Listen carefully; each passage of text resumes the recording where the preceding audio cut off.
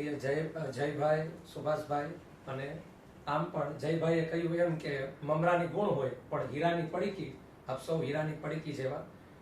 એક સરસ મજાનું સંસ્કૃત સાહિત્યમાં કાલિદાસજી અને ભોજરાજાનો આખો સંવાદ છે, અને તે પરંપરામાં એક આવી રીતે એક સંવાદ થતો, બસ આવી રીતે જ બેઠા હોય, અને એ પરંપરામાં એક પ્રશ્ન પૂછાણો કે અમૃત ક્યાં છે, વેર ઇઝ ધ નેક્ટર. અને ત્યારે અલગ અલગ વિદ્વાનો છે તે મત આપે છે. એમાંથી એક વિદ્વાન કહે છે કે અબધવ, કે દરિયામાં છે તે અમૃત છે, અને ત્યાં બીજા વિદ્વાન કહે છે કે વિધવ, કે જે ચંદ્રમાં છે, ચંદ્રમામાં છે તે અમૃત છે. ત્રીજો વિદ્વાન થોડોક રસિક હશે તો તે કહે છે કે વધુ મુખે, નાયિકાનું મુખ છે ત્યાં અમૃત છે. અબધવ વિધવ વધુ મુખે. ચોથો વિદ્વાન કહે છે કે ફણીનામ નિવાસ છે, કે પાતાળ લોક છે, ત્યાં જે નાગ છે તો નાગલોક, મણિધર છે તો ત્યાં અમૃત છે. અને પાંચમો વિદ્વાન કહે છે કે સ્વર્ગે સુધા વસતી ભાઈ વિબુધા વદંતી, સ્વર્ગ લોક છે ત્યાં અમૃત છે. હવે મજા એ છે આમાં કે કાલિદાસજીની જ્યાં સુધી મોહર ન લાગે ત્યાં સુધી છે ત્યાં ખરડો પસાર ન થાય. એટલે એક એક શબ્દમાં કાલિદાસજી છે બધાનું ખંડન કરે છે.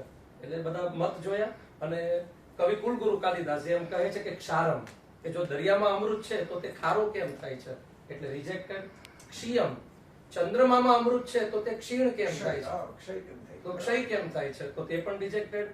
પહેલા કહ્યું હતું કે નાયિકાના મુખમાં અમૃત છે તો પતિમૃતમ, પતિમૃતમ, એનો ઘરવાળો છે તે જય સિયારામ કેમ થઈ જાય છે, એટલે તે પણ રિજેક્ટેડ. ક્ષારમ, ક્ષિયમ, પતિમૃતમ. પછી કહ્યું કે નાગલોકમાં અમૃત છે તો કે ગરલમ, તો ત્યાં ઝેર કેમ છે. અને સ્વર્ગમાં અમૃત છે તો પતંતી, તો ત્યાં ગયેલો છે. ભગવદ ગીતા ક્ષીણે પુણ્યે મર્ત્ય લોકમ વિશંતિ, તો ત્યાં ગયેલો છે તે પાછો કેમ આવે છે. તો the question is that where is the nectar, અમૃત ક્યાં છે.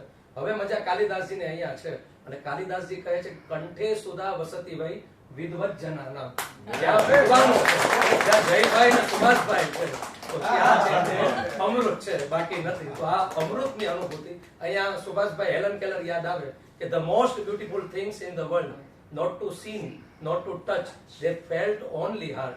આ સેશન છે કેવળ ને કેવળ આમાં મેહુલભાઈ ક્યાં અમારી જરૂર છે, ઓલરેડી છે જ આપણું હૃદયની બહારથી કેમ બોલાવવાની જરૂર છે. હવે તમને સાંભળીને, અને કઠોપનિષદમાં જ્યારે યમરાજ અને નચિકેતાનો આખો સંવાદ પૂરો થાય છે, જે 3 પ્રશ્નો આત્મતત્વનું રહસ્ય પણ જાણી લે છે, ત્યારે યમરાજજી બહુ સરસ મજાની વાત નચિકેતાને કહે છે કે નચિકેતા, તારી જેવા વિદ્યાર્થી મને મળતા રહે, એમ નીલેશ્વરી અને શ્રી મેહુલભાઈ માટે કે તમારી જેવા લોકો અમને મળતા રહે.